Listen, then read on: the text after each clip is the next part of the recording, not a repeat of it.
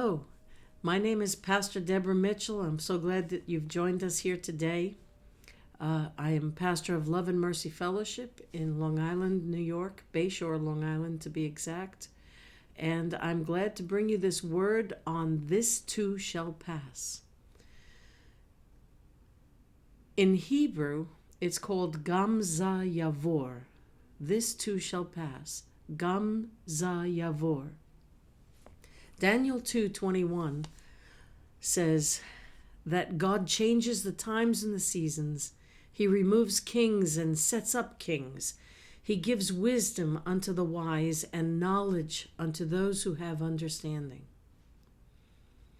There was a Persian Sufi poet named Attar of Nishapur.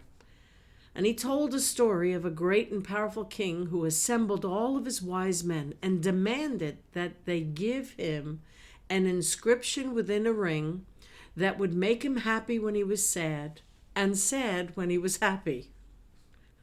I don't know why, but he demanded it. And after some deliberation, these sages handed the king a ring with the inscription that read, "This too shall pass."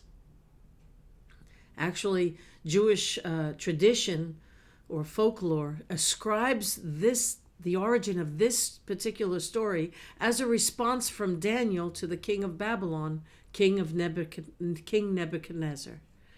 And Jewish tradition also tells us that Solomon was humbled when this phrase was passed to him.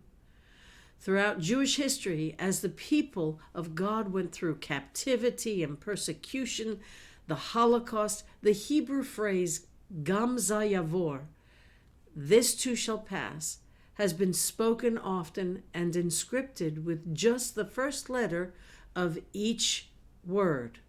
Gam with the Gimel, Zayin, Za with the Zayin, and Yavur with the Yud. Gimel, Zayin, Yud. So GZY would be the inscription if we were to transliterate that to our alphabet. And in this inscription, the rabbis expanded on this proverb with the hidden meaning behind each letter. The Gimel represented the loving kindness of God. The Zayin represented the protection of God because it's in the shape of a sword.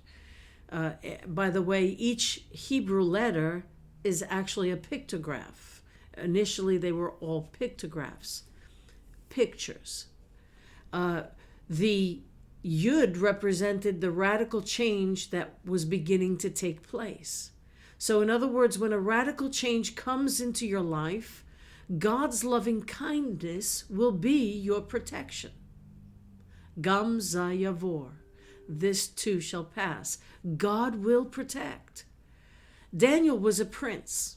He was a noble in Israel, a member of the royal family, yet he was living in captivity in Babylon. The Babylonian kings would take the young nobility of a land that they conquered and brainwash them so as they would teach them to speak their language, they would teach them their ways, their culture. And Babylon did this all throughout every land they ever conquered. They drenched their victims into the Babylonian culture and empire. And Daniel was one of those that were brought into the Babylonian culture. And he would then return those princes, oftentimes, to the land that they conquered, to rule as sort of like a puppet government, but with the culture of the Babylonians so as to change the culture of the land that they conquered.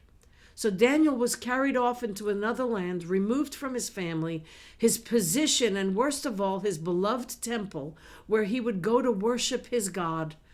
And he was forced to serve and train in the court of a pagan king to eventually return to his homeland to lead his people as servants to King Nebuchadnezzar, to do his bidding, to turn the Hebrew culture into a Babylonian culture.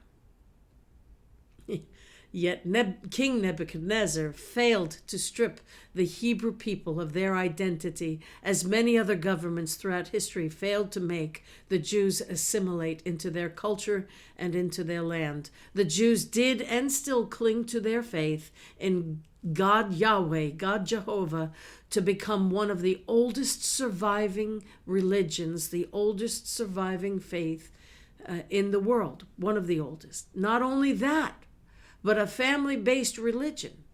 The chosen people of God. It is a family-based religion. Throughout history, the Jews have paid a horrible price to cling to their faith and to their identity. And as they've passed through generation after generation of persecution, Gam za Yavur, this too shall pass, became one of their most famous watchwords. And we read in the book of Daniel that King Nebuchadnezzar had a dream that no one could interpret. And so the order was given to kill all the wise men. Of course, the king made it a little difficult. Usually the king, when he'd have a dream, he'd tell them the dream. We read in the book of Daniel that King Nebuchadnezzar had a dream that no one could interpret. And so the order was given to kill the wise men, which included Daniel and his friends. So Daniel and his friends fasted and prayed, and God not only revealed the dream to Daniel, but also its interpretation. So what Daniel saw and what he related to King Nebuchadnezzar can be summed up in Gam za Yavur. This too shall pass. God was planning great changes to take place, and no matter how powerful a king might be, that they would not be able to prevent what God was planning. Daniel saw the rise of the Persian Empire, which would bring an end to the Babylonian Empire. He saw the rise of the Greek Empire, which would bring an end to the Persian Empire, and he saw the rise of the Roman Empire, which would bring an end to the Greek Empire. He also saw the decline of the Roman Empire, which would be brought down by God himself. And technically, the Roman Empire never really fell. Even today, the most powerful nation on earth, the United States, is based upon the governmental system of the Roman Empire. It wasn't so much the empires themselves that were being brought down, but the governmental systems that man created to rule and to control. We all know that our system of government is not perfect, but it is the best the world has to offer, I believe. Yet no matter who is elected president of this country, we have an election coming up soon, there will still be certain amounts of corruption and scandal. It's still a system that's run by man. And one day God will destroy all government systems in this world, and he alone will set up the perfect government. He alone will rule.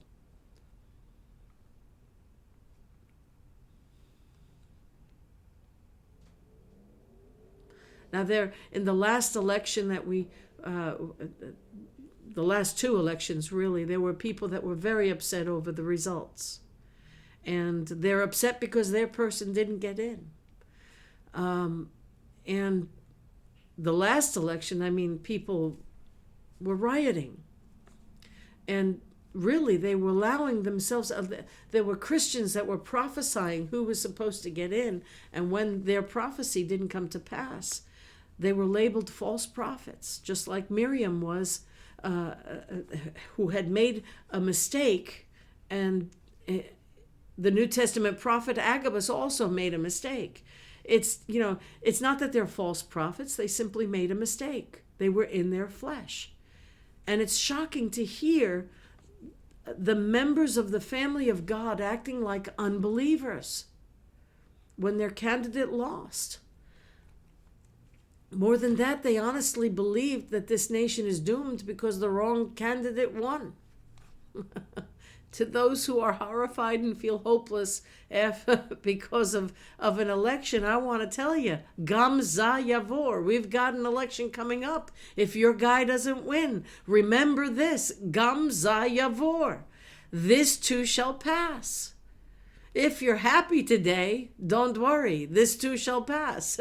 If you're sad today, don't worry. This too shall pass.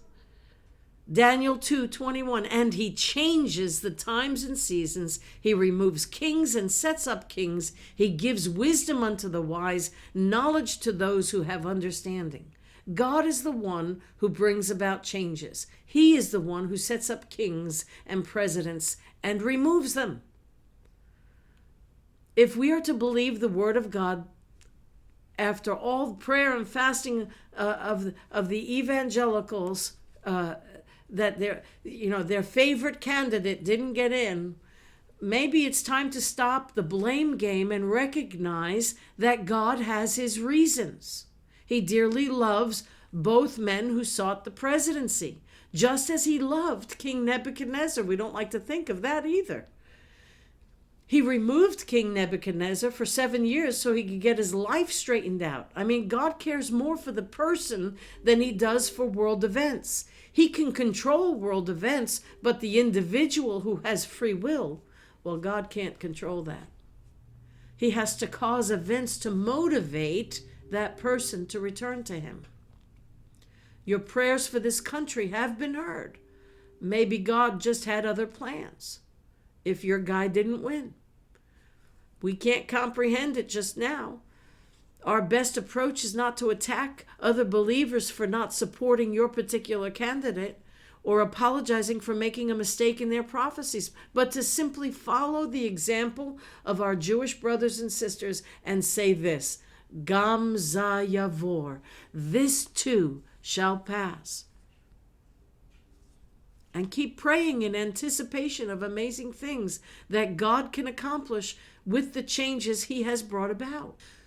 So if you've enjoyed today's program, if you've enjoyed this word today, please hit the subscribe button at the bottom of your screen and allow notifications so that you don't miss a thing. Until next time, I pray the Lord richly bless you and yours.